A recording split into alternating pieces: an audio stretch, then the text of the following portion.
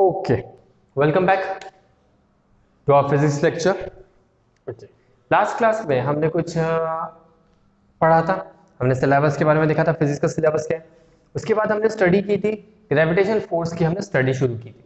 Gravitational force में हमने सबसे पहला टॉपिक देखा था न्यूटन की थ्योरी क्या थी, न्यूटन ने इसको कैसे मॉडिफाई किया, what was the query and question of Newton. उसके बाद हमने फोर्स के बारे में स्टडी किया था, major force that is centripetal और सेंट्रीफ्यूगल फोर्स। ठीक है, तो आपको सेंट्रीपिटल और सेंट्रीफ्यूगल फोर्स क्लियर हो गया होगा। अब जो हमने पर्टिकुलर स्टार्टिंग में डिस्कशन किया था कि एक साइंटिस्ट थे Kepler, he was a mathematician. Kepler कौन थे? एक ग्रेट साइंटिस्ट थे और एक मैथमेटिशियन भी थे। चीजें क्लियर है? ओके, अब केपलर ने क्या किया था, केपलर ने अपनी थ्योरी, केपलर ने पर्टिकुलर एक थ्योरी बनाई थी, जिस इस थ्योरी के साथ उन्होंने 3 डिफरेंट लॉज को भी इन्वेंट किया था। तो यहाँ पे हम केपलर की स्टडी करने वाले हैं, केपलर्स लॉ। अब केपलर्स की 3 डिफरेंट लॉ क्या है, वो क्या कहते हैं, वो कैसे रिलेटेड टू आवर स्टडी, ये देखते हैं। तो केपलर्स फर्स्ट लॉ की हम स्टडी करेंगे। Kepler's first law, Kepler's first law का स्टेटमेंट कहता है the orbit of a planet is an eclipse with a sun on one of the foci. बहुत इजी लॉ है। ठीक है, क्या कहते हैं, that the orbit of a planet, Kepler's first law states that the orbit of a planet is an eclipse, right? PAC. And sun as one of its foci. ठीक है, एक सर्कल होता है और एक इलिप्स होता है। आपने अलग अलग हाइपरबोला, पैराबोला, इक्लिप्स, ये सारे कर्व्स के बारे में स्टडी किया होगा। सर्कल, जब सर्कल होता है तब उसके जो पर्टिकुलर मिड पॉइंट होता है एकदम सेंटर में, उसको सेंटर कहते हैं। और जब इक्लिप्स के बारे में कहते हैं तो उसे फोकाई कहते हैं। ठीक है, तो पहला लॉ बहुत ही ज्यादा इजी है। इन्होंने क्या कह दिया, इसके पहले थ्योरी क्या थी, इसके पहले थ्योरी कुछ इस तरीके से थी कि एक सन है, ठीक है, सन रेड होता है तो रेड कर देते, कोई दिक्कत नहीं। एक सन है और सन के अराउंड में बहुत सारे प्लैनेट घूम रहे हैं, बहुत सारे प्लैनेट्स घूम रहे हैं, बहुत सारे प्लैनेट्स घूम रहे हैं। ठीक है, ये पहले थ्योरी हुआ करती थी।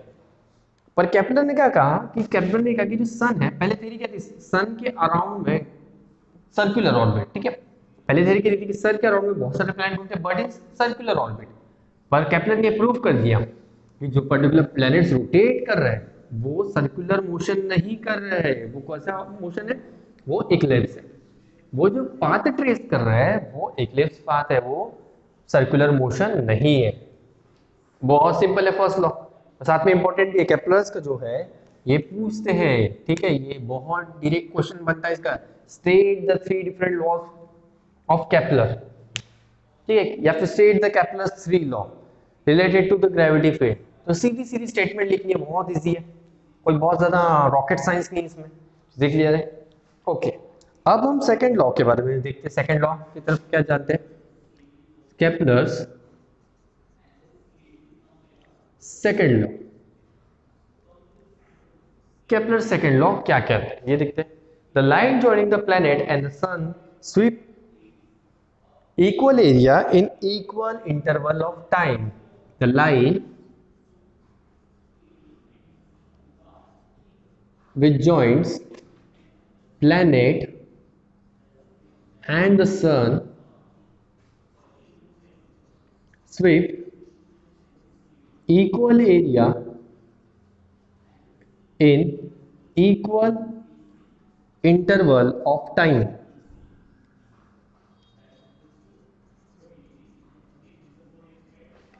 ठीक है, ये है second law of Kepler. Kepler का सेकेंड लॉ क्या कहता है, it state that the line joining the planet and the sun sweep equal area in equal interval of time. Equal in, हाँ, planet join planets and the sun sweep equal area in equal interval of time. चीजें clear है?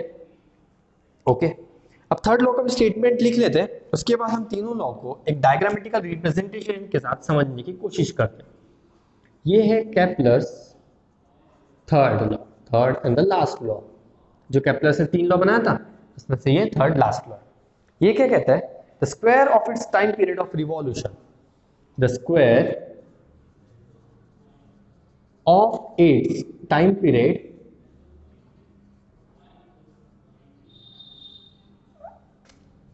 of revolution,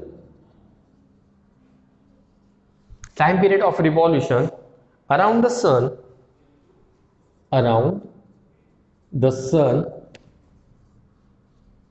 is directly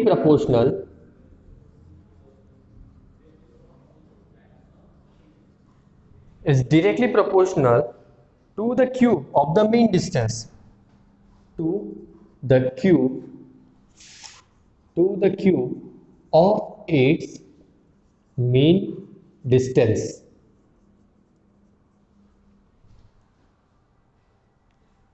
of a planet from the sun,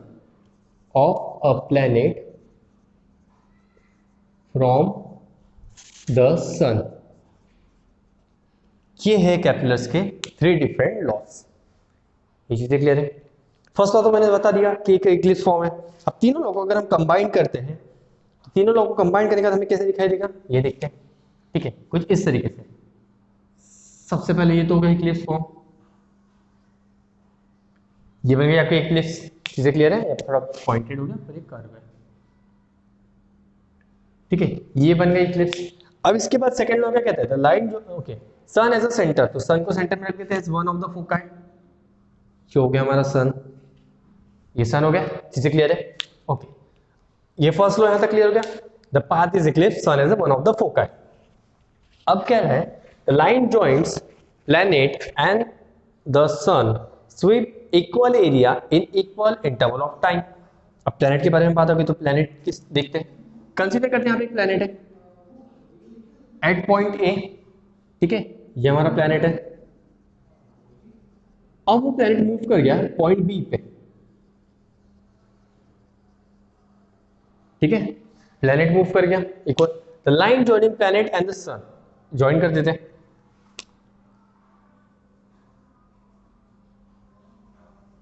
ठीक है, अब देखो जब planet ए से B की तरफ मूव किया तो कुछ टाइम भी यूज किया होगा, तो यहां पे कंसीडर करते हैं कि यहां पे जो रिक्वायर्ड है एक टाइम लगा होगा। इसे हम t1 दे देते, एक पर्टिकुलर टाइम लगा होगा ना from point A to point B. ये पाथ पे जब ट्रेस कर रहा था एक प्लैनेट, उसे कुछ टाइम लगा होगा from point A to point B move करने के लिए।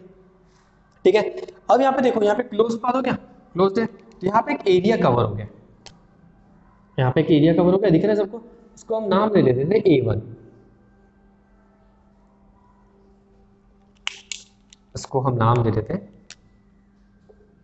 Area A1। ये चीजें क्लियर है? ओके, अब क्या हुआ, ये प्लैनेट मूव करते करते यहां पे आ गया। कंसीडर करते हैं इस पॉइंट को नाम दे देते हैं हम C, पॉइंट C।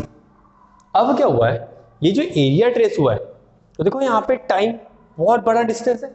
ठीक है, अब क्या करेगा, जब भी ये पर्टिकुलर प्लैनेट मूव करता है इक्लिप्स फॉर्म में, तो वो equal area in equal interval of time, मतलब एरिया कैसा होगा, इक्वल होगा, चाहे वो कहीं पे भी मूव करे।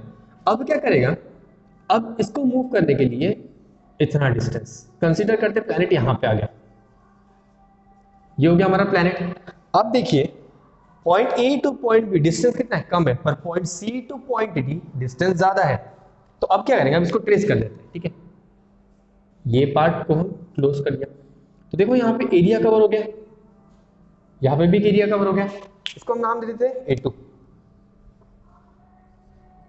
तो केपलर सेकंड लॉ क्या कहता है, अगर कोई प्लैनेट बहुत दूर है पर्टिकुलर सन से, ठीक है, अगर दूर है तो वो कम डिस्टेंस ट्रेवल करेगा एट पर्टिकुलर एरिया। अगर वही प्लैनेट सन के बहुत पास है, बिकॉज इक्लिप्स है, तो देखो एक पार्ट ऐसा है जब बहुत ज्यादा डिस्टेंस रहेगा, एक पार्ट डिस्टेंस कम रहेगा। तो यहाँ पे क्या होगा, यहाँ पे जो प्लैनेट है वो ज्यादा डिस्टेंस मूव करेगा, सो दैट ये area and this area should be equal. यहां पे भी कुछ टाइम लगा होगा। केपलर्स सेकंड लॉ यही कहता है कि अगर प्लैनेट बहुत ज्यादा दूर है तो डिस्टेंस कम ट्रेवल करेगा, एक एरिया बनाएगा, पर वही प्लैनेट अगर जब पास में आता है तो वो डिस्टेंस ज्यादा कवर करेगा, so that the area traced by the planet, okay, while changing its position, the time interval should be equal, that is t1 equals to t2, time उतना ही लेगा वो, t1 equals to t2, पर distance ज्यादा travel करेगा, so that वो area जो cover होगा, in this case area A1 will be equals to area A2। ये चीजें क्लियर है, समझ में आ गया केपलर सेकंड लॉ, यही कहता है Kepler second law.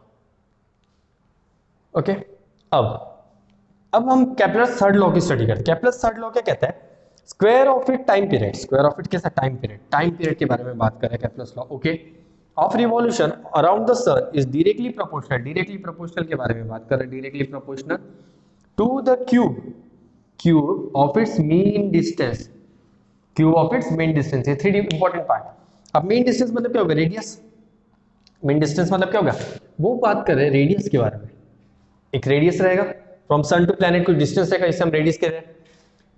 Time cover कर रहे हैं तो इसे हम टी का नाम दे देते हैं, दैट इज टी, ठीक है, पहले t1 था, ठीक है, अब हम t कंसीडर करते हैं, सिर्फ टाइम t।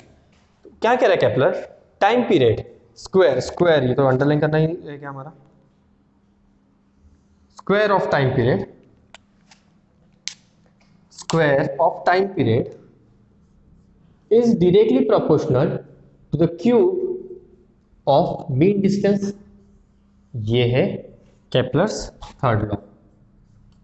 तो केपलर्स थर्ड लॉ अगर स्टेटमेंट से हम मैथमेटिकल फॉर्म में कन्वर्ट करते हैं तो you will get T square is directly proportional to R cube, that is square of time period of revolution around the sun is directly proportional, square of the time period is directly proportional to the cube of its mean distance. ये है particularly Kepler's का third law.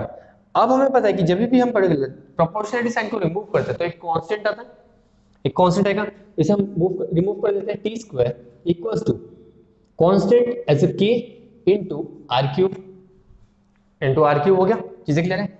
अब are cube को यहां पे shift कर दे तो क्या हो जाएगा, T square divided by R cube equals to K which is constant, which is constant. इसका मतलब क्या हुआ, टाइम पीरियड और जो पर्टिकुलर डिस्टेंस है वो हमेशा क्या एरिया देगा आपको, ये एरिया है कांस्टेंट, तो area will be always constant, time period और डिस्टेंस स्क्वायर और क्यूब, ठीक है, whenever the planet will trace certain path the area will be always constant. देखो केपलर्स थर्ड लॉ यही कहता है, जो हमने थ्योरेटिकल पढ़ा वो केपलर्स ने मैथमेटिकल उसका प्रूफ दे दिया। तो this are the three Kepler's law which are important, okay, बहुत ज्यादा इंपॉर्टेंट है। इस पे एक डायरेक्ट क्वेश्चन बनता है कि केपलर्स थर्ड लॉ क्या है, ठीक है। केपलर्स फर्स्ट लॉ क्या कहता है, the orbit of a planet in an eclipse and sun as one of its foci. मतलब यहाँ पे ये चीजें पता चल गई हमें कि जो प्लैनेट है वो सर्कुलर ऑर्बिट में मूव ना करते हुए एक इक्लिप्स फॉर्म में मूव करे, जो आपको पर्टिकुलर डायग्राम में दिखाई दे रहे हैं, चीजें क्लियर है, ओके। अब सेकंड लॉ क्या कहता है, the line joint planet and the sun sweep equal area in equal interval of time। मतलब जो पर्टिकुलर प्लैनेट मूव करेगा around the sun in eclipse form, so it will cover equal area in equal interval of time। मतलब क्या होगा, time same रहेगा, area भी same cover करेगा, ठीक है, बस जो डिस्टेंस है वो चेंज हो जाएगा, सो दैट जो टोटल एरिया बने।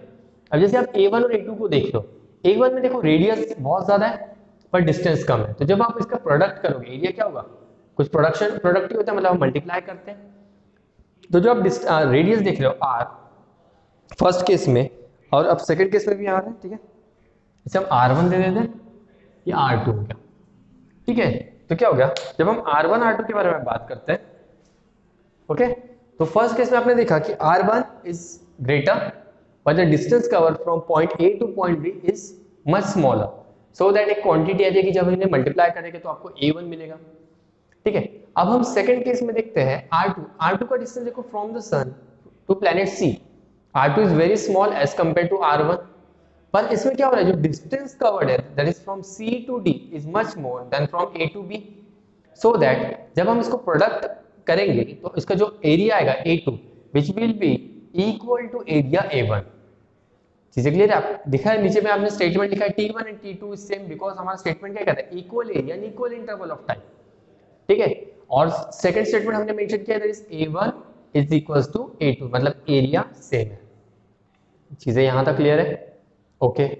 अब थर्ड केपलर्स थर्ड लॉ पे आते हैं। सबसे इंपॉर्टेंट केपलर थर्ड लॉ, यहाँ पे आपको न्यूमेरिकल्स देखने मिलते हैं। इस पर्टिकुलर लॉ को हम न्यूमेरिकली यूज करने वाले हैं, तो ये लॉ सबसे इंपॉर्टेंट बन जाता है। केपलर्स का जो थर्ड लॉ है वो ज्यादा इंपॉर्टेंट है। केपलर्स का थर्ड लॉ क्या कहता है?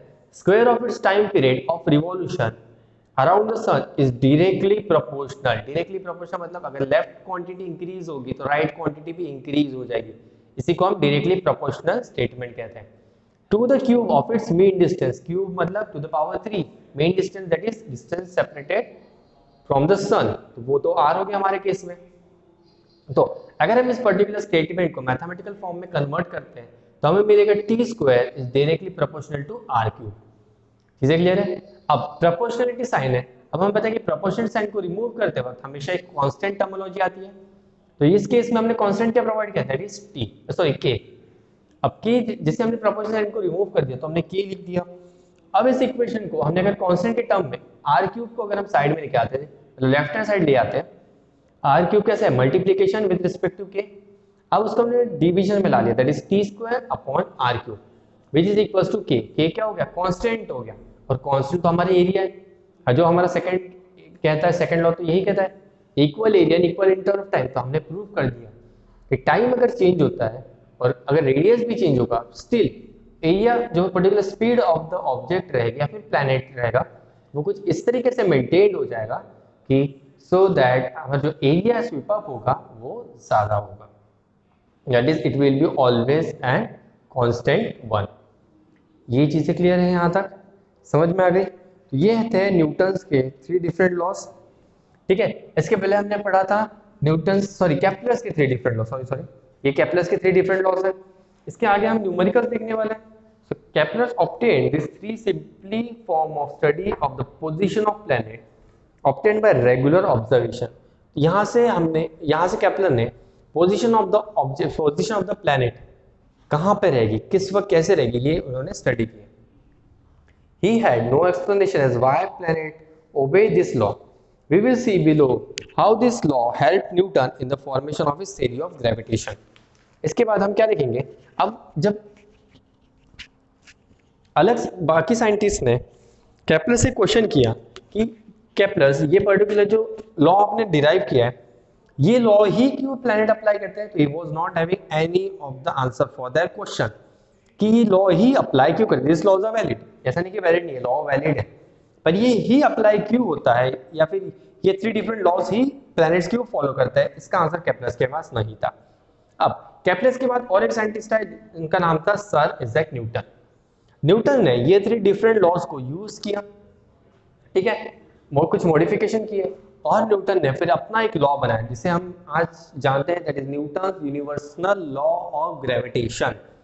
ठीक है, जो हम नेक्स्ट पार्ट में पढ़ने वाले हैं। तो मतलब न्यूटन का जो मोटिवेशन था या फिर पर्टिकुलर जो लॉ की बेस था, Newton universal law of gravitation level, जो उनका बेस था, that was Kepler's 3 different laws. Kepler's 3 different laws से ही न्यूटन ने universal gravitation law of gravitation बनाया। चीजें क्लियर है? ओके, तो अब नेक्स्ट लेक्चर में हम न्यूटन के यूनिवर्सल लॉज को देखने वाले हैं। Okay, thank you.